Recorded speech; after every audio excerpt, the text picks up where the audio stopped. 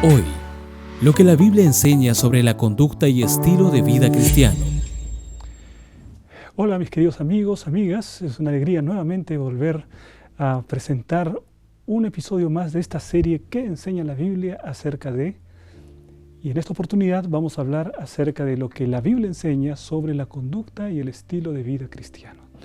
Y este es un tema muy importante porque me indica que todo lo que tiene que ver con la transformación del cristiano impacta también en nuestros pensamientos, nuestras palabras y nuestras acciones. Una de las cosas que la naturaleza nos presenta es el fenómeno de la metamorfosis. Si uno puede ver aquí a este gusano y luego ver hacia la mariposa, jamás pensaríamos que se trata del mismo animal, ¿no? Es una diferencia grande, es una diferencia completa, pero forma parte de la vida, de la experiencia de una mariposa, el hecho de primero tener una vida como gusano para después abrir las alas y después de un proceso llamado metamorfosis, dar origen a la mariposa. En realidad se trata de un proceso natural, es decir, para poder llevar adelante el proceso de la metamorfosis no tiene nada que ver la voluntad del gusano. El gusano no tiene que decidir, a partir de ahora ya quiero dejar de ser gusano para empezar a ser mariposa. No hay ningún tipo de decisión. Es completamente diferente en el caso de la metamorfosis que Dios quiere operar en nuestra vida. Metamorfosis es una palabra que significa transformación y es eso realmente que Dios quiere realizar en nuestra vida, una auténtica transformación, pero una transformación que viene desde el interior, que cambia completamente nuestros pensamientos, nuestras prioridades, cambia nuestro corazón, quiere decir, cambia nuestras anteriores propensiones por una naturaleza diferente, la naturaleza de nuestro Señor Jesucristo. Es un cambio que empieza en el interior. Miren ustedes lo que dice 2 Corintios capítulo 5, versículo 17.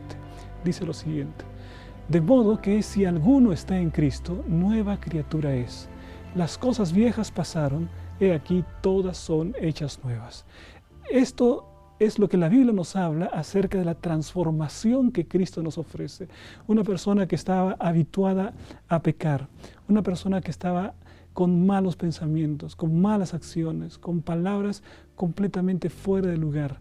El Señor transforma el corazón y arranca el orgullo, arranca el egoísmo, arranca el pecado que está dentro del corazón, y entonces Él empieza a morar y viene a hacer una transformación tan completa que la Biblia describe que es como si fuese una nueva criatura, un nuevo ser, alguien completamente transformado, ya no con una propensión hacia el pecado, ya no con un deseo desesperado por pecar, sino alguien que tiene el corazón abierto para la experiencia redentora que ofrece nuestro Señor Jesucristo. Si estás en Cristo, nueva criatura eres. No hay manera de ser nueva criatura sin la decisión de entregarle la vida a Jesús. En esto está la diferencia con la metamorfosis que sucede en la naturaleza.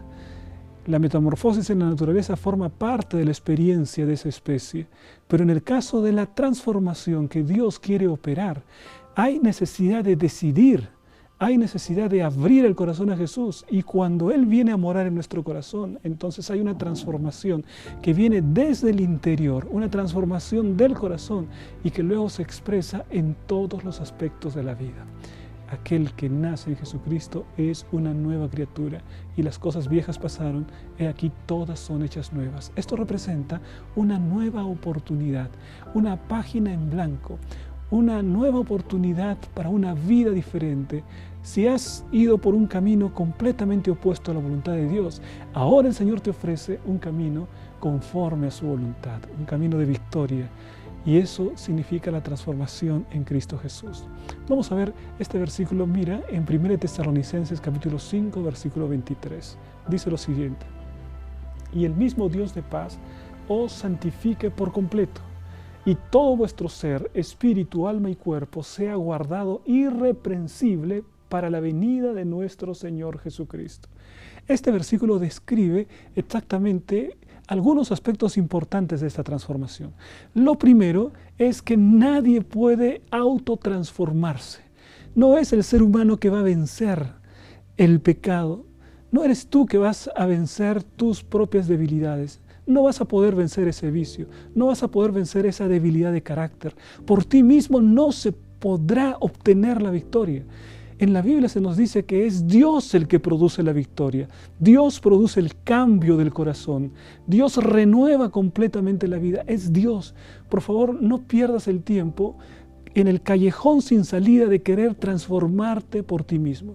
Lo único que puede hacer el ser humano, lo máximo que puede hacer el ser humano, es buscar una transformación exterior. Hay personas que quieren transformar aquello que es exterior, ¿no?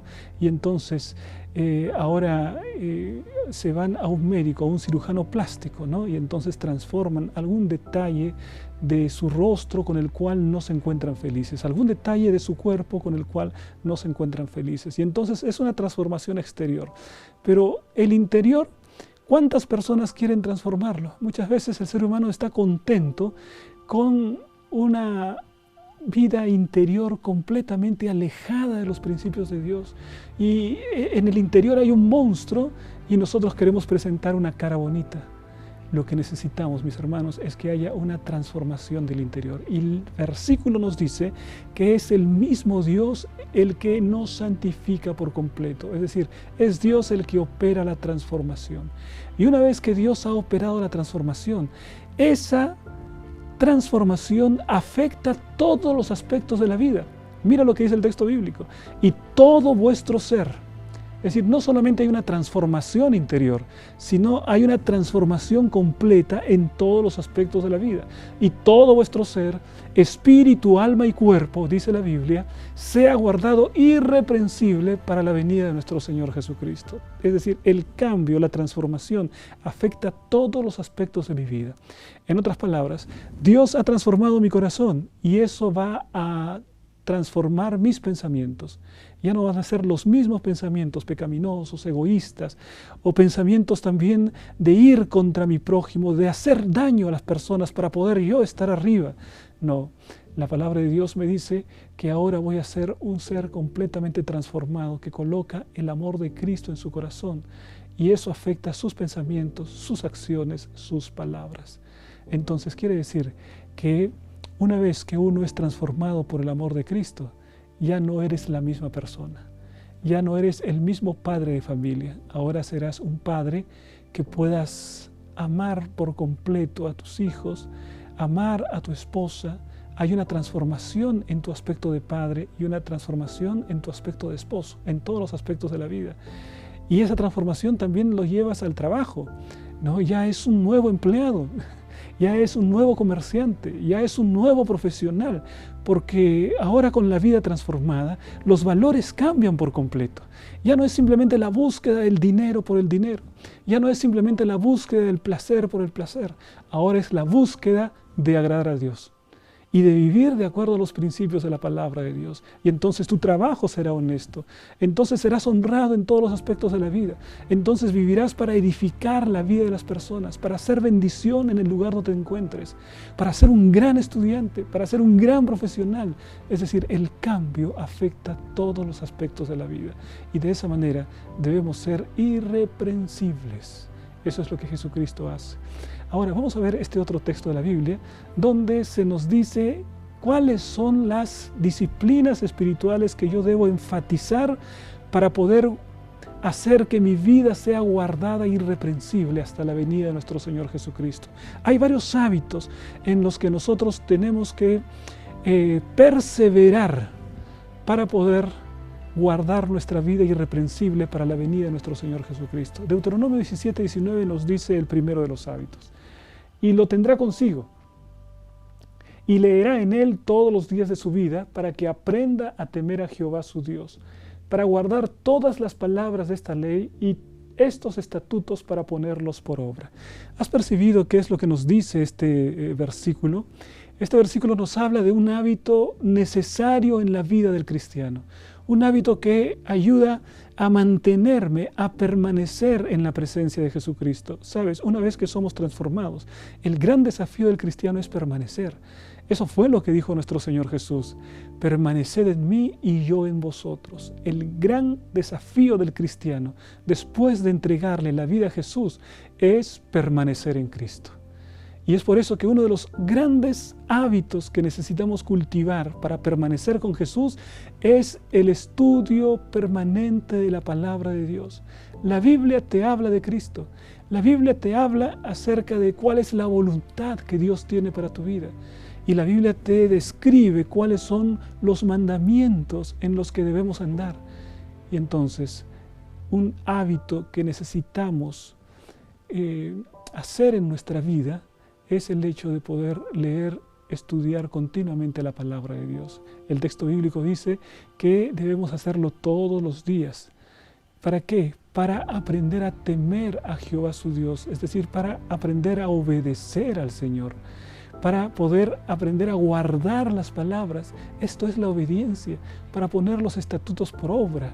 ¿De qué vale saber tanto acerca de la ley, saber tanto acerca del plan de la salvación, saber tanto acerca de la doctrina y no colocar esos principios en nuestra vida práctica y vivir en la práctica como si Dios no existiese en nuestra vida, como si Dios no hiciese la diferencia? Pero una vez que ya has entregado la vida a Jesús, entonces tu vida es transformada y uno de los hábitos que va a ayudarte a permanecer al lado de Jesús es el estudio de la Biblia. Por favor, mi querido hermano, nunca dejes de estudiar la Biblia. Nunca dejes de profundizar en las enseñanzas de la palabra de Dios. Es maravilloso que la palabra de Dios nos dice que cuando uno medita de día y de noche en la ley del Señor, en la palabra de Dios, será como árbol plantado junto a corrientes de agua, que da su fruto en su tiempo y que su hoja no cae. Esta es la linda comparación que la Biblia presenta cuando alguien está firmemente anclado en el Señor Jesucristo. Es como un árbol que crece frondoso, un árbol que crece porque su raíz es firme, porque su raíz se alimenta de la palabra de Dios. Por lo tanto, la raíz de nuestra vida espiritual tiene que estar en contacto con la Biblia y nosotros seremos un árbol que florecerá, que dará fruto y que seremos bendición para las personas que nos rodean y que seremos bendición también para nuestra propia vida. Ahora, aquí tenemos un siguiente hábito que es necesario que debamos cultivar cada día. 1 Pedro capítulo 4 versículo 7 nos dice lo siguiente: mas el fin de todas las cosas se acerca. Sed pues sobrios y velad en oración. Mira que aquí el apóstol Pedro nos habla acerca de una realidad ineludible. Nosotros estamos viviendo en el último periodo de la existencia del ser humano. Estamos viviendo en los tiempos finales. Si nosotros estudiamos la palabra de Dios, vamos a ver que las señales que Jesús mencionó que sucederían antes de su venida están sucediendo frente a nuestros ojos. Por eso podemos decir con certeza que el fin de todas las cosas se acerca. Y entonces, ¿qué es lo que tenemos que hacer? La Biblia nos dice que debemos ser sobrios. ¿Qué significa ser sobrios? Debemos ser equilibrados, sin llegar al fanatismo ciego, que no piensa, que no razona, pero también sin llegar al liberalismo que no quiere saber nada de la Biblia, sino mantenerse en un espíritu de oración. Es Dios que te enseña el equilibrio en la vida espiritual, la oración. ¿Y qué es la oración? Hay una bonita definición que da Elena de White acerca de la oración. Ella dice que la oración es el acto de abrir el corazón a Dios como a un amigo. Eso es la oración. Eso es la oración. Cuando una persona abre su corazón a Dios para conversar con Él, para poder explicarle sus sueños, sus temores, sus planes, para poder compartir con Dios todos los aspectos de su vida.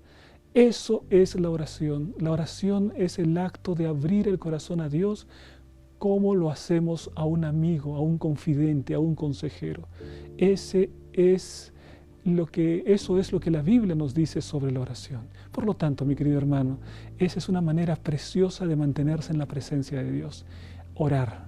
Te animo para que puedas orar continuamente, para tener un lugar reservado ahí en tu habitación, un lugar en que nadie interfiera, un lugar ahí cerrado, secreto, donde tú puedas abrir el corazón a Dios y conversar con Él como un amigo y decirle las cosas que están en tu vida y decirle: Señor, me siento terriblemente confundido.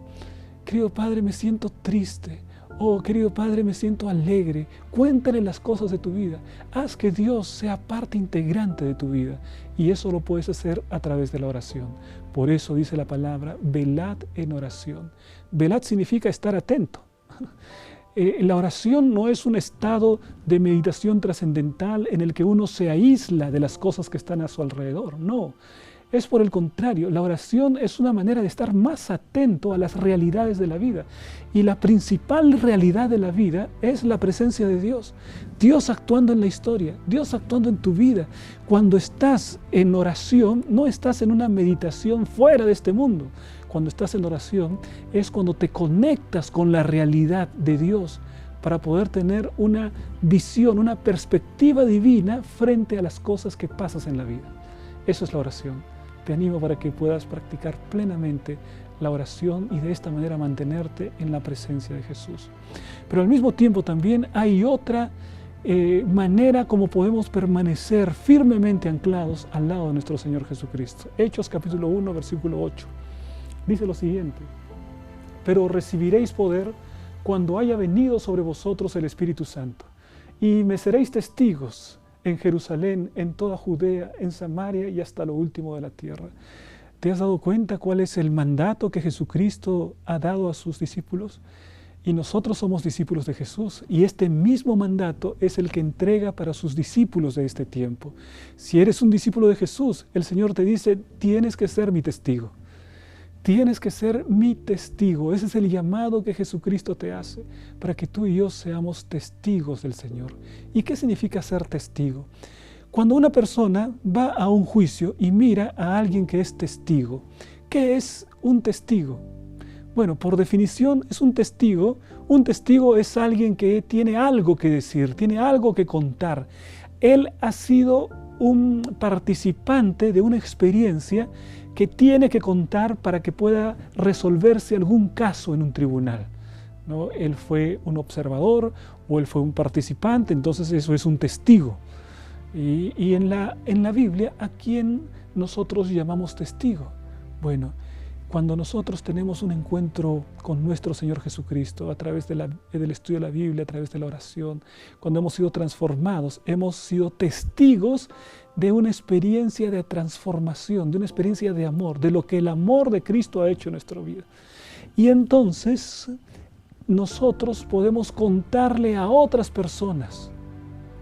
Hay tantas personas que viven en la incertidumbre, en la angustia, en la tristeza. Y entonces tú puedes ir y decirles, mira, yo también estaba como tú. Yo también tenía tanta tristeza en mi corazón. Yo veía el mundo también con oscuridad, también con neblina. Parecía que nada tenía sentido. Parecía que la vida no tenía sentido para mí. Pero un día encontré al Señor Jesucristo y Él iluminó mi corazón. Y Él le trajo sentido a la vida. Ahora soy diferente. Y entonces te invito para que puedas tener la misma experiencia. ¿Qué es lo que significa ser un testigo? Contar aquello que ha pasado en nuestra vida. Contar aquello que ha transformado nuestro corazón. Tienes que ser un testigo de Jesús. Y sabes que a medida que vas contando la historia de lo que ha hecho Jesús en tu vida, mucho más cerca estás de Jesús. Y a medida que más cerca estás de Jesús, mucho más tienes para contar. Y a medida que mucho más cuentas acerca de Jesús, mucho más cerca estás de Jesús, y eso se convierte en un círculo virtuoso. En un círculo virtuoso, más testificación, más cerca de Jesús. Más cerca de Jesús, más testificación. Más testificación, más cerca de Jesús, y así continuamente. Y de esa manera vas a tener algo que contar. Mi querido hermano, es maravillosa la vida cristiana. Ese impacto de la vida cristiana es tremendo.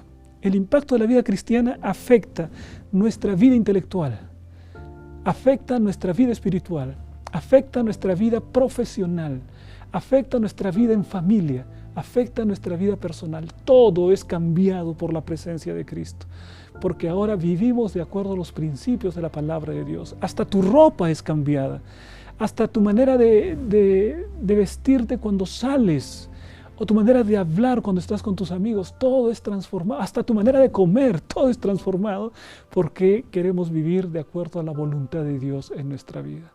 Esa transformación es posible a la medida que nosotros permanezcamos en Cristo. Y si permanecemos en Cristo, entonces la transformación va a ir continuando y va continuando.